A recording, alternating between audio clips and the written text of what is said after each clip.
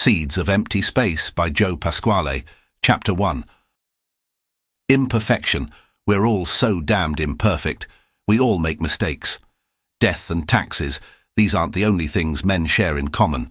I must bargain to add regret, a heinous word that too few ever want to admit in themselves, not to mention contradiction.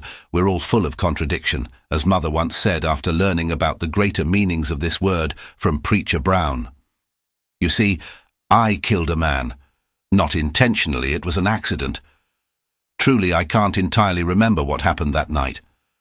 The last thing I recall was ordering another round of hard booze at the bar and seeing a blurry pen I'd signed my receipt with. Oh, and there was a glimpse of the full moon outside. Then came a blackout and waking up to a ton of cops prowling the jail cell with questions before I was sent to a judge and jury, which sentenced me to prison for 7 years. Involuntary manslaughter or something like that. Hell, I thought I could drive the car home safely.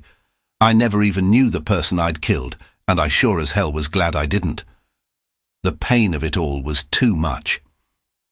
In confession, Preacher Brown could never say, "You are forgiven, my son," because I was never his son, and my father was long gone by that time, my father having passed away in the middle of a night in my youth to a sudden chest pain.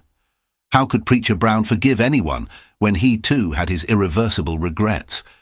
He once said he'd wound up preaching because he cheated on his wife and lost her to suicide. Hell, was any man ever capable of forgiving another? You see, this was my greatest question, heading into prison and then leaving the wretched place. Even if that poor soul I'd killed by accident was up there in heaven, could he ever forgive me for ending his stay a little too early in this world? Many times I'd contemplated suicide with Father's old pistol, which was still tucked under a bunch of underwear in my sock drawer. I was never sure why he bought the gun, or why he waved it around during some late nights after Mother came home from bingo with the girls. It's a pity there are too many unanswered questions in every man's life, and boy did I have too many to ask. So many, in fact, that all too often I still have secret thoughts of jumping from the Pasadena Bridge or hopping in front of the Gold Line. I promised myself that if things got too bad, that it would be easy enough to slip inside a closed garage with the motor running over a decent long love song and plenty of whiskey. But no, it was whiskey which had brought me to this place in the first place, and this was the curse of being too far gone, I tell you, to be forever lost to a moment you can never erase in time. Guilt. It was another curse I'd delivered upon myself. My shrink once said it was an emotion we all felt from breaking our own rules. Sure as hell, I'd broken my own rules, and yet there was no way I could relieve myself of the results. If there's only one thing you can understand from this confession, it's to not do what I've done, to live in regret of something you can never forgive yourself for doing, an act so terrible you wish in every living moment to undo. At least I was back at the cemetery with a fresh batch of red roses to leave for Mother. I set the roses on her grave and knelt over the sand with a long prayer unspoken. I could never be sure of anything anymore, not even my own redemption. The wind was carrying through all the empty space as I closed my eyes and mumbled the same prayer again, in case my unspoken pleadings went unheard in the heavens. I wanted to be free of my suffering and curses. Could I ever get free? Are we all cursed from birth to now make mistakes? Are we all cursed from birth?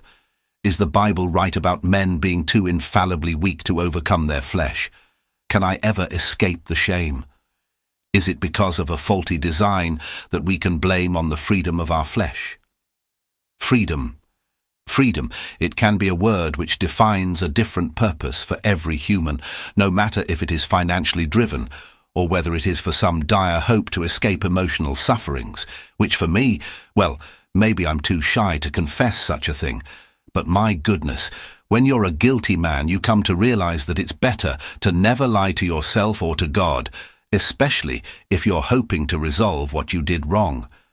Even Preacher Brown had once said that a little faith would force any ill spirit out. I'll admit this, that I knew somehow some sort of evil thing was still haunting my soul with all sufferings of guilt and regret. If the devil was behind this, hell, he sure had a ton of friends, enough to go the whole world around. Guilt will change a man, I tell you. It brings compromise. And well, that is one thing that I can never lie about. I was ready to compromise myself of desires just to earn a little more faith.